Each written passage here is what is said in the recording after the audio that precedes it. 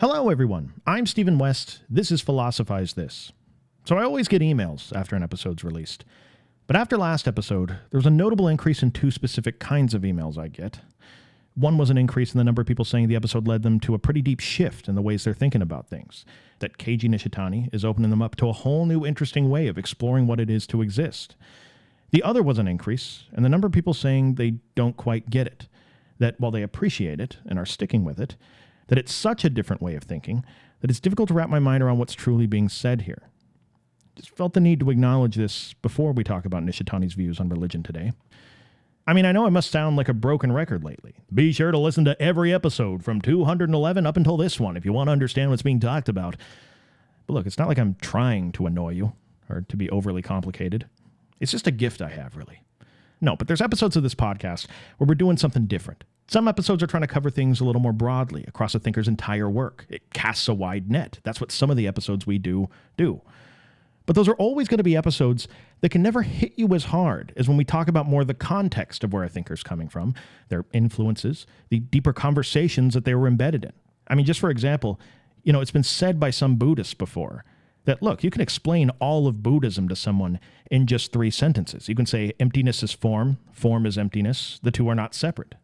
And you can imagine someone hearing it and saying, oh yeah, I guess I get it then. I mean, I understand those sentences in the English language, so I guess I now understand all of Buddhism, don't I? But you can also imagine this person thinking that they get it, but not quite getting it. You can imagine those 3 sentences, when understood at a deeper level, with a bit more context, have the ability to not just sound really nice to you, but maybe to change you at a deep level. And short of apologizing for going a bit deeper into this stuff, from building, from episode to episode, to take these ideas into deeper waters, I'm hoping there's enough of you out there that are still enjoying this exploration into the limits of dualistic thinking, of trying to access this more immediate connection with being. From the tragic perspective, to Heidegger, to the mystics, to Nishitani, they're all talking about something here that's overlapping. Well, what is it? And is it a mistake to think of this something that they're talking about as a single thing? Well, let's get some more into it today. And to pick up where we left off last time, Sunyata is going to be a crucial piece of this for Keiji Nishitani, with Sunyata's relationship to religion being at center stage this episode. And it's funny. God is dead is a statement most people listening to this would recognize, I think. It's an infamous statement by one of Nishitani's biggest influences in the philosopher Friedrich Nietzsche. And when you hear God is dead, it can sound, even when you understand Nietzsche's deeper point that he's making with it, that the meaning of that statement is something that's hostile towards religion. That it must be saying that religion is dead or is a thing of the past in some way. But as we'll see by the end of this episode, the statement God is dead, through the eyes of someone like Keiji Nishitani, is not an anti-religious statement at all. In fact, to him, it's actually a foreshadowing to what you could call a golden age of religious participation that may come about in the near future. Again, it'll make more sense by the end of this episode. And the way we get there is to talk about religion along the same lines we talked about nihilism last episode, meaning to Nishitani, it's a mistake to only consider a piece of what something is to people and then pretend to understand the essence of the thing in its entirety. We talked about how it's possible to have a shallow relationship with nihilism and death, and how it's possible to experience these things more deeply if you examine the ways that people usually frame them in an incomplete way. Well, what would happen if we did the same thing when it comes to religion? For the sake of covering as many sides of this as we can on this episode, let's start with what an atheist might say about religion and the kind of world we live in. Similar to the nihilist from last time, that sees nihilism as a problem to be solved, this person might think of religion as something that's mostly just a security blanket for people. That religion is obviously a sociological construct designed to not only control people, but to give people easy answers to difficult questions in a complicated universe. Things like morality for a religious person, under this view, aren't difficult problems. Just listen to what God has to say about it, and then it's going to be objective and easy for you. More than that, who you are isn't a complex or difficult thing. Just read the book of Job or Matthew, and it'll more or less tell you who you are. In other words, religion, it's said by some, is a type of mythology that simplifies reality down for scared, weak people that are either too busy to or unwilling to affirm reality in all of its complexity. These people have to deny big pieces of reality, so they turn to religion to be able to do it. Now, contrast this with somebody that's maybe a bit more favorable towards religion. Since I said the book of Matthew, let's stick to modern Christianity as an example. And by the way, this isn't me trying to exclude other religions here. It's just the one I'm most familiar with myself, to be able to make Nishitani's point here without speaking out of my lane too much. So anyway, you talk to an average Christian that goes to church on Sunday, you ask him what religion is, and they might say something back like, well, religion, for me, is the path to personal salvation. I was born in sin. I believe in the divinity of Jesus of Nazareth. And through the sacrifice of God's one and only Son, I am absolved of my mistakes and earn admittance into the kingdom of heaven. Now, both of these to Nishitani probably cover a piece of what religion is to some people. I mean, first of all, no doubt, some people do use religion as a security blanket. And I think you'd say that's probably something you see more commonly in the Western world, where this opinion is very popular, just given the type of religion that's prevalent. And no doubt to some people, religion is most experienced by them as the one and only ticket they have to salvation. But both of these, while they're not wrong, to Nishitani you could say that they're incomplete when it comes to describing a full picture of what religion is. These both would only be covering a piece of it. So in his book, Religion and Nothingness, Nishitani starts out by giving a few slightly more sophisticated takes on what religion is that are popular among scholars. And just like with nihilism, these common takes are going to be important for us to consider if we want to understand religion more fully. That is, if we want to understand what's missing from these definitions. He says one popular way people in the West will describe religion is that it's the relationship of man to an absolute, like God, for example. That's one way of distilling religion down if you wanted to. Another one is they'll describe religion as simply the process of getting ever closer to an idea of the holy. That's another distillation. Nishitani says some scholars describe religion as the abandonment of self-will in order to live according to the will of God. Some other thinkers have framed it as the intuition of the infinite found in the finite. Now, all of these attempts at a description, from the atheist, the believer, all the way down to the scholars, are incomplete if you're Nishitani. In fact, if you were to examine them all and try to find something similar about them, Nishitani says, notice something here that his colleague Martin Heidegger may have pointed out about the modern Western world and the way that we typically think about things. These are all attempts to describe what religion is by framing it in terms of its utilitarian function, or in terms of what use it serves to a particular person or to a society. This is what we do with everything in the Western world. You ask someone what something is, and it's as if by default, they will respond with what use it serves to them. We'll say something like, art is a way for you to express your emotions or to liven up a room. Education, we'll say, is a tool to prepare people for the workforce. Or a friend is someone who's there for you when you're having a bad day. We frame things in terms of their utility. And remember, Heidegger would say that this is a symptom of the technological framing we give to everything. And that while framing it in this way certainly helps us in specific areas like the sciences and technology. And while it's very important, it also has consequences when it's the only way that you see things. It blocks your ability to see deeper levels of the world when it comes to other stuff. Well, religion is going to be one of those other stuffs to Nishitani. And just like on last episode, where nihilism was something that we're viewing too narrowly because in the West we're always trying to view it totally from the outside, religion is also something, Nishitani thinks, that we can't possibly get a full picture of, again, if we're only looking at it from the outside, defining it by its utility, defining it by its similarities or differences to other things. What he's saying is that religion, in some other very important sense, is something that can only be known in the subjective experience of the person that is immersed in a religious quest. In other words, it's from the inside of a religious quest that an important vantage point becomes clear to us about religion and what it is. Now, obvious first question you may have here is, what is a religious quest?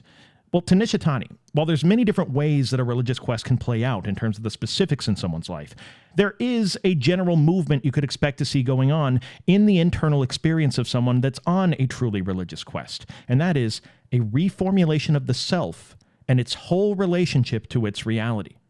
To put it way too densely here at first, but then I'll obviously go back and explain more of the context of what he means throughout the episode, a truly religious quest to Nishitani is one where a person moves from a dualistic, utilitarian framing of the world, where the individual self is always the center lens that you see everything through, to one where the self is more emptied, where to Nishitani, by emptying the self, we then liberate the self from the illusion of separation, where then from this new liberated standpoint, the further religious quest is to discover our place within the interdependent network of being, where by truly affirming reality at this level, we then realize that this network is something that we are always already in a meaningful relationship with.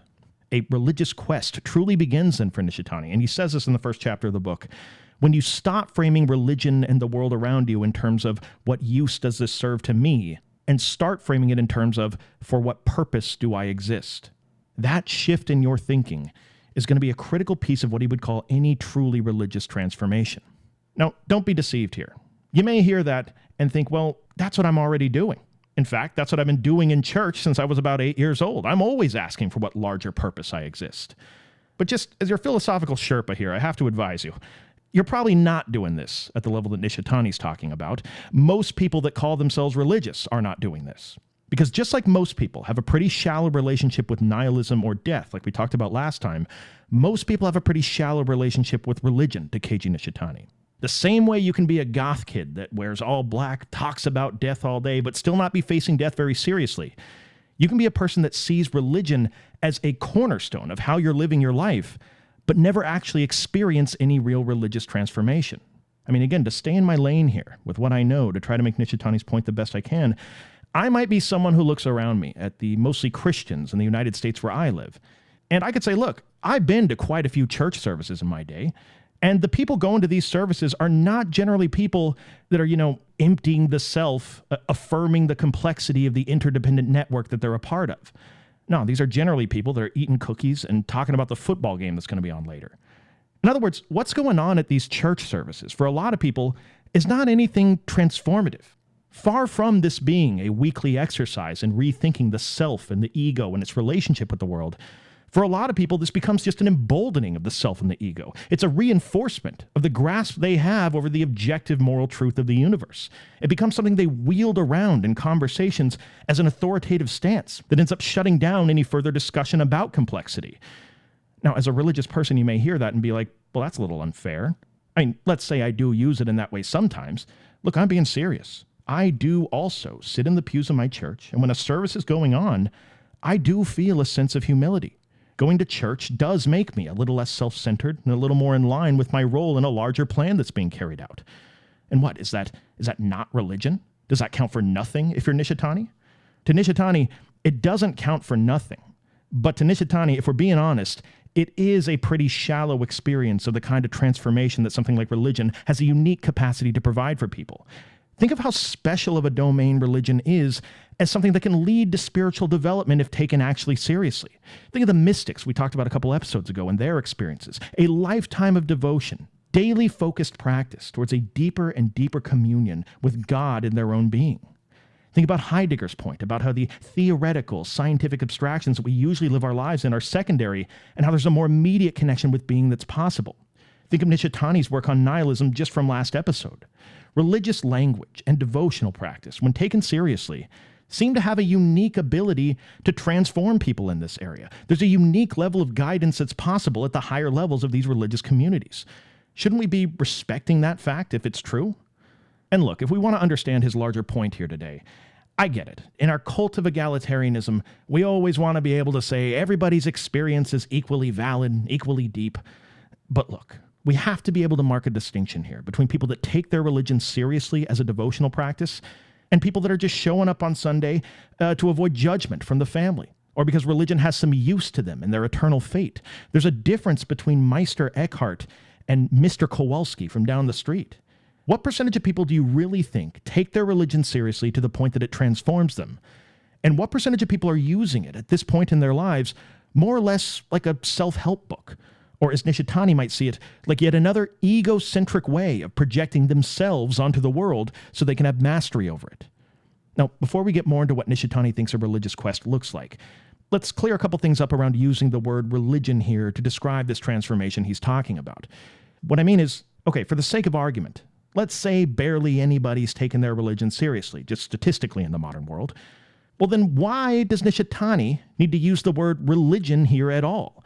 Religion as a word carries with it so much baggage. I mean, he must realize that. If most people who think of themselves as religious are not authentically religious, then why not just call them the religious people? And whatever small percentage of people are actually engaging with religion, why not call them, I don't know, contemplatives or something? It seems like both an atheist and a religious person could argue this same point for different reasons. Well, the answer is, among other things, because this would distract from how unique of a path religion is in all of its varying forms as a gateway to this specific kind of relationship to being. I mean, just as a comparison, think of the way we use the term university when people go off to school. What is most people's experience going to a university? It's not studying all day long. It's not a devotional practice. Most people go to college because society tells them if they do, then they'll get credentialed, and then they'll get hired in a field they want to work in. It's essentially personal salvation for the career world. I'm just doing it for the certificate on the wall so I can make more money. And they'll do the assignments. They'll study for the test at the end of the week. But if you came to most people 10 years later, how much of this stuff they're learning are they really going to be able to remember for you? However, you could make an argument that there's a very small percentage of people that apply themselves deeply when they go to a university, and that those people are uniquely capable when they're in a university setting of becoming part of something bigger than themselves, part of an intellectual tradition, someone that can be a torchbearer heading into the future for whatever field they're a part of. University, then, seen from one angle, can be almost a complete waste of money. Seen from another angle, it's one of the only places with the resources to produce someone with a very particular, highly desirable skill set. It's a transformative experience, in other words.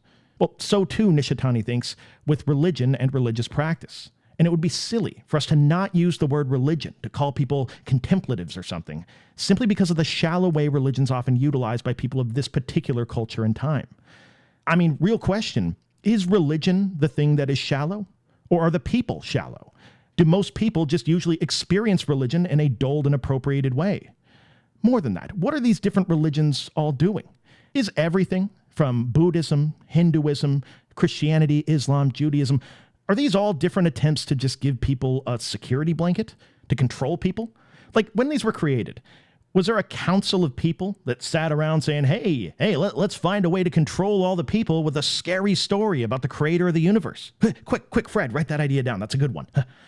No, for Nishitani, the origins of these traditions lied in the stories of individuals who were exploring their own experience of being at an extremely deep level. And then these people, in whatever tradition they existed in, encountered nihilism in a unique way at the bottom of their search. Then they discovered some kind of unique purpose or connection to something greater, and then they formulated a way to live authentically on the other side of this insight. I mean, these are typically the kind of stories we find at the origins of these religions that we know today. In other words, these weren't politicians that were trying to control people. These were individuals who, in their existential experience of the world, moved from asking questions like, what use do these things in the world have for me and my own ego-driven agenda? And they started asking questions like, for what purpose do I exist in this larger network?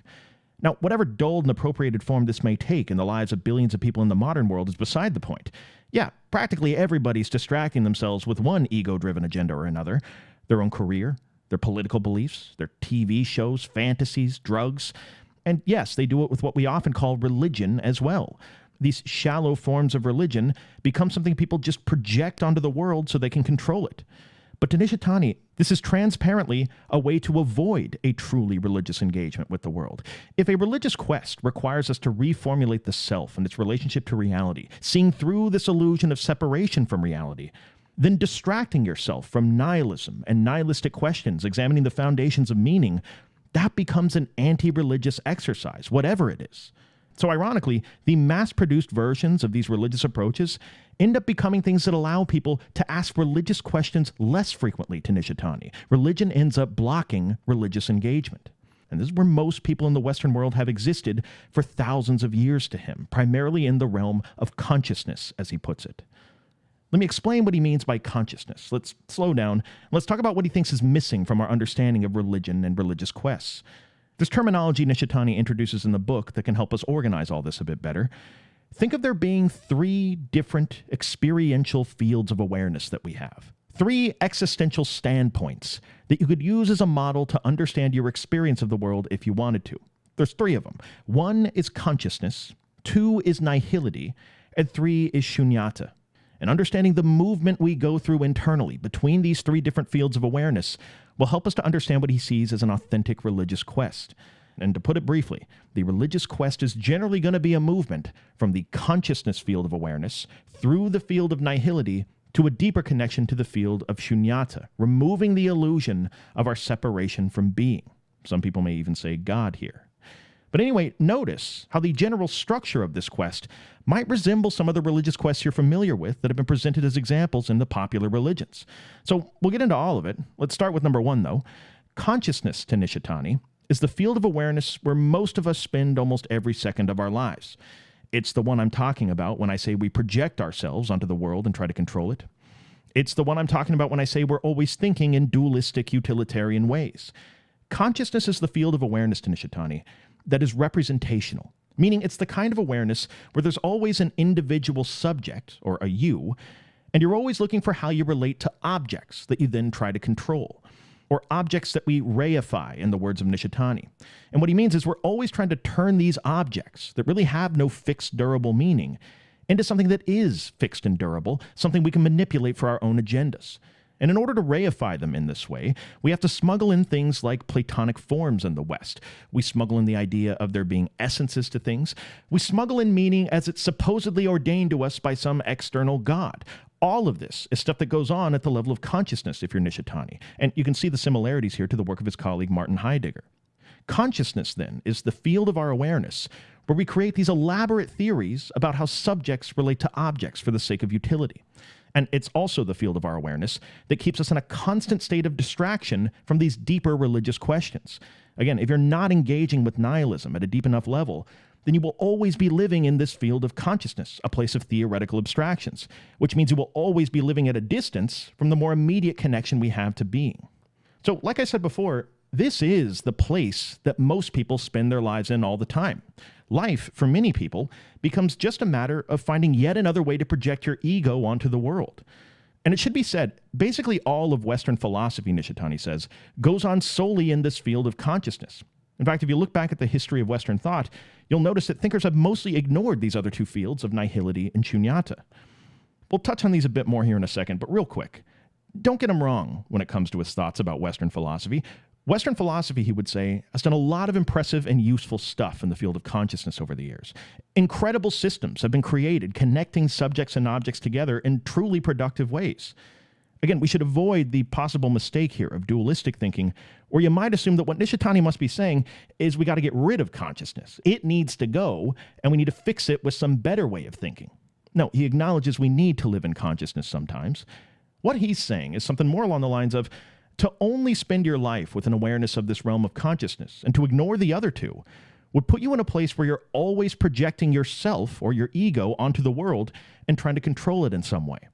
Now, someone like Nietzsche would say that that is a feature and not a bug of consciousness. We need to create values via the self, he thinks, and thank God we can. That's the only way values are created at all. And remember the common criticism that came up about Nietzsche's work when we were talking about it, that it places too much emphasis on one scale of reality, the individual, and not enough emphasis on other scales of being that we're always occupying. Well, here is Nishitani, not just affirming reality at the scale of the individual, like Nietzsche, but he's trying to affirm it at every other scale of reality as well. Here is him saying that truly religious transformation is going to be to take this individual self from the field of consciousness and to liberate it, to understand the groundless ground that what we call the self ultimately rests upon, and then to expand our ability to see our connection to the vast network of being that we're a part of. Now, really quick, keep in mind what this is not saying. This is not saying that we should get rid of the self. This is not nullifying the self, but it's also moving away from us reifying the self. See, this is typically how dualistic thinking will work. We think we either need to reify the self and make it into something way more important and durable than it actually is, kind of like what we do with forms and objects when we reify them. Or if it's not that, then we need to nullify the self and get rid of it entirely. Say something like the self is a total illusion or something. But no, neither of these are what Nishitani is saying. Again, there is no fixed essence to what this self we're talking about is. Like the point we arrived at towards the end of last episode, the thing that makes the self what it is the emptiness of shunyata. So the only way to see that emptiness is to empty the self, to empty it as much as we can of all these artifacts from the field of consciousness, where we're creating these elaborate systems that block us from a deeper connection to nihility and shunyata. The idea is we need to empty the self if we want to liberate the self. Now, how exactly would this look in practice? Seems like a couple examples might be helpful for us to have here. And we've already talked on this podcast a bit ago about the work of the philosopher Simone Weil and her concept of attention. Well, Simone Weil is going to be someone whose work is directly related to this whole conversation we've been having lately. And to use one of her examples here, and to make this relatable, to just use an example of self-emptying that goes on at the level of a person that's talking to another person, Simone Weil writes about how when you come across someone, anyone, and start having a conversation with them, there's different standpoints that you can be having that conversation from. On one hand, you could be talking to someone And if you're operating in this field of consciousness that Nishitani's talking about, you might have the entire conversation with this person, filtering all of it through what use this person has to you. How does this person benefit my own projects or agendas? How is what they're saying here similar to what I already believe in? You may only consider differences in the way that they view the world insofar as they're commensurate with your ways that you view things. In other words, there's a way to have every conversation you ever find yourself in from a dualistic, utilitarian framing, where you're ultimately just projecting yourself onto this other person. But then there's another way to orient yourself towards this whole process, she says. You can talk to a person and just try to listen to them as they are, where there's no projection of the self that's going on. You're really just trying to let them be. You're trying to receive this person on their own terms as they're attempting to present themselves to you. Now, that's a totally different kind of process for somebody to be engaged in. And what Simone Weil says happens when you do this is a couple things. One, you potentially become a catalyst for this person being seen at a level that they've never really experienced before. You become a catalyst for their own transformation. But more than that, when you do this, what this turns you into is, instead of being an ego or a self projecting yourself onto the world, you become more like an antenna for the universe to express itself through you. In other words, you become, in this moment, a node that is a part of a larger network. Your existence becomes about fulfilling a larger role that you always already occupy, rather than needing to always be dominating and asserting yourself onto every situation. This is a real-world, practical example of the kind of move Nishitani's talking about when someone undergoes a religious transformation. This is an everyday life example of self-emptying, where you stop trying so hard to filter this person through all the theories you have about how subjects relate to objects. You stop thinking about them as some object that either gets you closer to or further away from your own goals. And this emptying of the self, of these artifacts from the field of consciousness, all these tools we use, it opens you up to experiencing this person, and even the world at large, in a new way, more immediately. Or as Nishitani says, quote, to receive the emptiness of things on their own home ground, end quote. This point, when applied not just to a person, but to our whole existence, this is the movement between the three existential standpoints that Nishitani thinks is a crucial piece of an authentic religious quest. Now, you may say at this point, wait a second, you just said that there's three existential standpoints, we just moved through there, but I only saw two. I mean, I get that we started in the field of consciousness. I was projecting my ego onto the conversation with the hypothetical person. And then at the end, I heard Nishitani say that we're now receiving the emptiness of things on their own home ground. That sounds a lot like Sunyata, the groundless ground, the emptiness that we talked about last time. But didn't you say there's consciousness, nihility, and then Sunyata? Where did nihility go in this whole process? Well, nihility is an interesting one of these fields of awareness that we have. Nishitani talks about how there's a lot of ways you could encounter nihility in your life. And he has a really interesting quote in the book where he says that one way that it's experienced is when we encounter that which undermines the typical stable meanings that we use to make sense of reality. So nihility, in this form that he's talking about at least, is a callback to the work we did last episode in taking nihilism as seriously as we can. And it's not a coincidence that the two words sound so similar. See, what he means is, if we're usually just living in the field of consciousness, and we have all these distractions and theoretical systems built around durable subjects and objects that in reality are not that durable, then what happens as we go throughout our lives inevitably? The true nihility of existence, the true lack of stability to the forms we build our lives around, eventually rears its ugly head to us. Because as it turns out, whatever it is, it doesn't matter how much you believe that this is, the political ideal that we should all be striving for.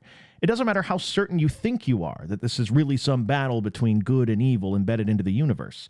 This sort of life-denying, complexity-denying way of looking at things will always be shown for what it is eventually. You wait long enough, eventually reality shatters any illusion of the stability of the theories you're trying to simplify it with. If you doubt this, just wait for the next time you lose a loved one. Just wait until the next time a relationship ends or you lose your job. Wait until you're blindsided by something that you were so certain you had a total read on. Nihility will hit you and show you the games you've been playing in the field of consciousness all along. Nishitani says in the book, quote, nihility refers to that which renders meaningless the meaning of life.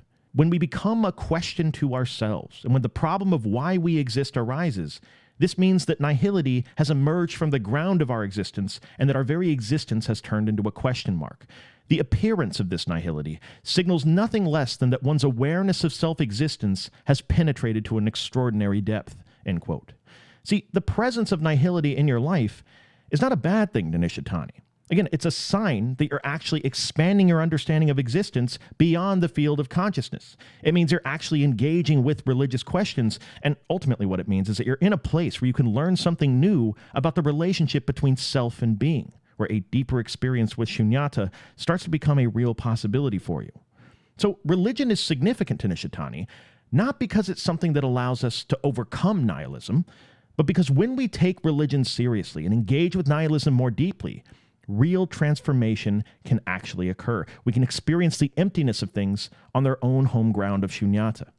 Nishitani has a great line in the book where he's describing one possible piece of being on a religious quest. He says, religion eventually leads us to, quote, the real self-realization of reality, end quote. Now, first time you hear that, you can be like, what, is this guy trolling? Like, what the heck does that mean? But it's actually a beautifully dense sentence that does make a lot of sense. And the first thing to understand about it is to understand the reason he's using the word realization there.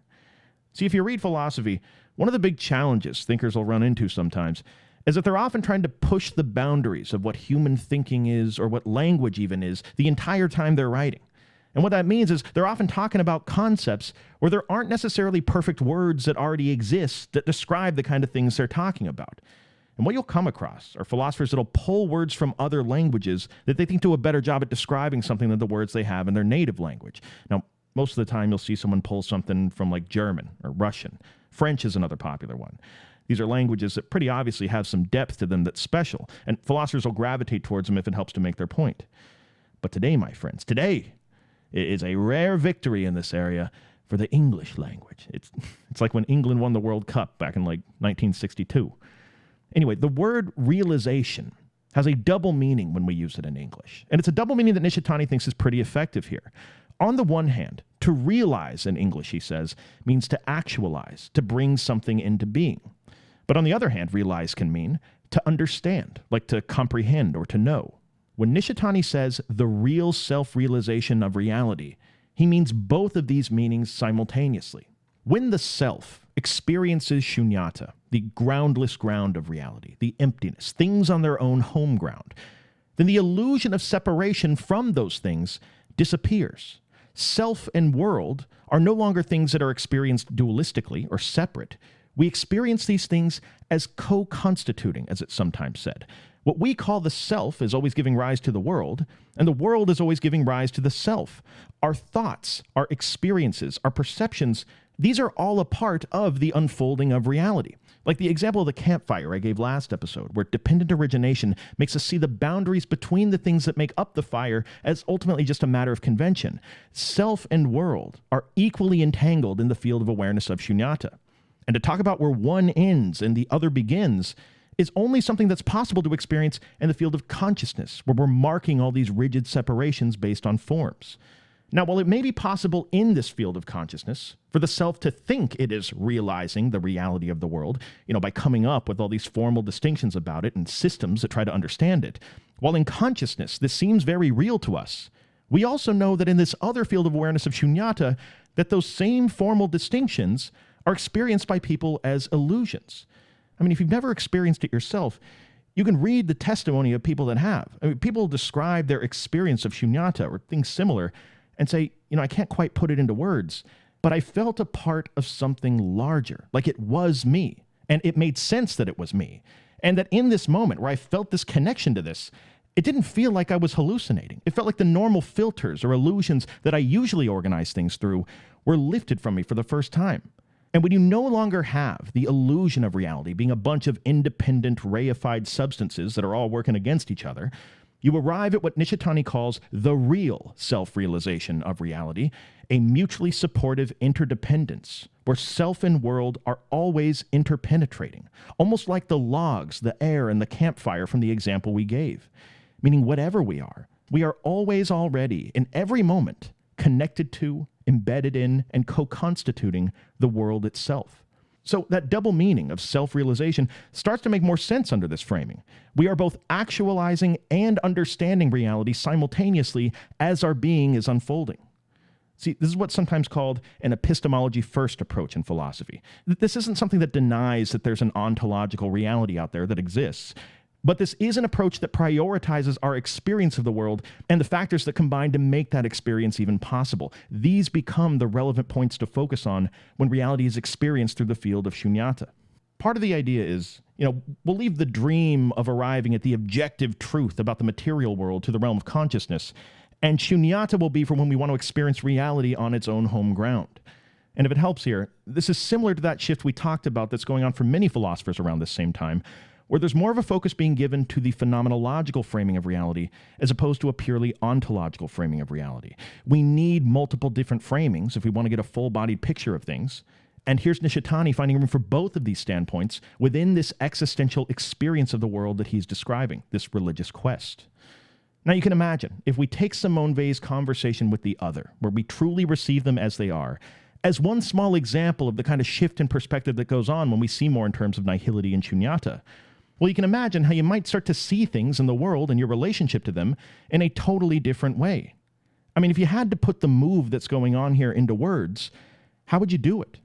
Well, to return back to it, Nishitani would say, this is a move from seeing things in terms of what use they serve to me and thinking more in terms of, for what purpose do I exist? In other words, instead of always thinking, how do I want to project myself onto the world today, you might instead start to think about the roles that you already are always occupying given the relationships you currently have. Are you a parent? Are you a partner? Are you a member of a community of thinkers? A member of a nation? But then outside of the human-to-human relationships we have, aren't we also a part of this larger network of things in very different ways as well? Are you a part of an ecosystem, for example, where every breath you take depends on trees and phytoplankton producing oxygen, where they also are depending on you? Are you a co-creator in the life of the soil, where the food you eat to survive comes from a collaboration between microorganisms, minerals, and many other things that's been going on for thousands of years? Are you a part of the water cycle, where every sip of water you drink has traveled through countless rivers, clouds, even the bodies of other organisms before it's reached this exact moment where it happens to help you? More than just your place in an ecosystem, though, just think of the technology you use. The smartphone you have is not some isolated object. It is the culmination of labor, materials, global systems, from the cobalt that's mined in the Congo, gallium from Kazakhstan, to the hands of workers that put it together in factories. Even when it comes to your thoughts, can you really say that these are entirely your own thoughts? Or are they shaped by books, conversations, videos, culture that's created by who knows how many others since the dawn of history? See, we fill many roles in this larger network, whether we like it or not, and whether we realize it or not. And when Nishitani talks about having an authentic religious quest, it's about the process of awakening to this interdependence. If you're a parent or a partner, a member of a family who's needed for that role, is there a point where the projects you set up for yourself could become a distraction from that role, a denial of your place in a network? Is there a point where it wouldn't just be you innocently creating value? Or consider how much of your life might be spent trying to fix things about yourself, your appearance, your personality, what you've done in your life. Imagine always trying to meet some standard of perfection you have. You go to the gym, and it's not because your health and the ability to use your body is part of a larger interdependent network that keeps you alive that you're an important piece of. No, for a lot of people, going to the gym is just a vanity project, or it's given into social pressure. I got to start going to the gym because what will people start saying about me behind my back if I gain a little weight? But with this shift into seeing things more in the field of Sunyata, another different way that you might start to frame this very same world is that these flaws you have that you're always trying to fix about yourself are not actually separate from the world you live in. The wrinkles on your skin, for example, that you try to scrub off with that free microdermabrasion thing or special cream, those wrinkles are actually evidence that time has gone by, time that connects you to everything that makes you what you are. Your personality quirks are not imperfections or things to fix about you, but they're evidence of the relationships and the trips you've taken that have shaped you thus far. In other words, the desire to perfect yourself all the time starts to fade in Sunyata. And what's reported by people who claim to experience it is that when you're in this place, you can't help but start to feel a strong sense of compassion for everything that there is around you.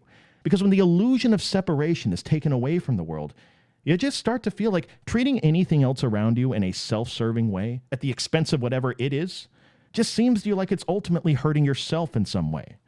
Again, this is no longer looking at the world in terms of what use it serves to me anymore, but more in terms of, for what purpose do I exist in this larger network? Now, you can imagine how complicated this network might get. You can imagine how many moving parts there are and how this might take somebody who has this insight, say a Mahayana Buddhist, their entire lifetime to be able to explore.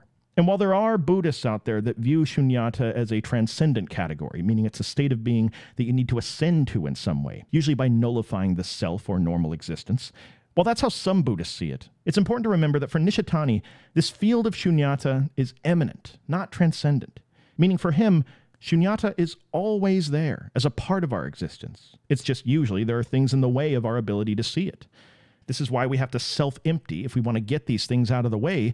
It's to clear up more room in our field of awareness to notice Sunyata as it's always there. And certain approaches to Buddhism are filled with religious exercises that can help you try to see things in less of a dualistic way. But again, the goal for Nishitani should never be to chase Sunyata, because that would be the very kind of projection of the self that blocks our ability to experience it. The goal would be to remove those sorts of projections, to open ourselves to experiencing what's already there. Again, a self-emptying. When your experience is more opened like this, and you start seeing the emptiness of things on their own home ground, Nishitani thinks you just see the relationships that exist between things at a depth that is so different from anything we ever experience in the field of consciousness.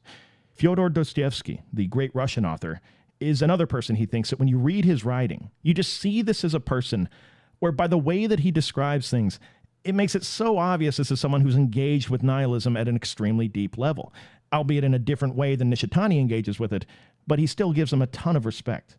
And by the way, I would love to do an episode talking about Dostoevsky's work on nihilism, his contributions to existentialism at the time. Maybe we could do it by examining one of his books, kind of like we did with Camus in The Fall. As usual, though, I would need to know if that's something anybody out there is even interested in. Please help a humble podcaster like myself to know what this audience desires next. Now, to wrap this up today, you can probably see now why the statement, God is dead, to someone like Keiji Nishitani, is not an anti-religious statement at all. Because if we buy what Nietzsche's selling there, that the traditional forms of hope, that objective morality is possible, are dead, and that to be an intelligent person living in the modern world makes it practically impossible to believe in the Western religious stories about a God that gives you meaning to your life, if we buy all this, then where does that leave the modern person typically? Well, exactly what Nietzsche predicted. Their starting point will be an existential crisis needing to confront nihilism. In other words, their starting point would be the very kind of engagement with nihilism that Nishitani thinks is necessary, crucial, to be able to reach this deeper awareness of our own being. What this also means then for Nishitani, and he says this in one of the first sentences of the book, is that the person that thinks they need religion the least is actually probably the person that could benefit from religion the most. Because to be the person that sees through how superficial a lot of people's relationship to their religion is to be someone that's actually seeking a greater level of awareness about existence. And religion, tragically in this case, becomes something that you might write off because you see people not taking it seriously, and you might assume that's all of what religion must be. But just like with the university example, you'd be missing an opportunity if you wrote the entire thing off. If you were truly someone that wanted a deeper understanding of your existence, religion may be the way that you can do it in the company of others who have the same goals, people you can learn from, people who can inspire you on your own religious quest. And imagine writing off all of that just because you have some axe to grind with religion as a social phenomenon. Anyway, I hope this episode gave you something to think about. If you like this line of philosophy we've been covering, please let me know. Patreon.com/philosophizethis. Thank you for listening. I'll talk to you next time.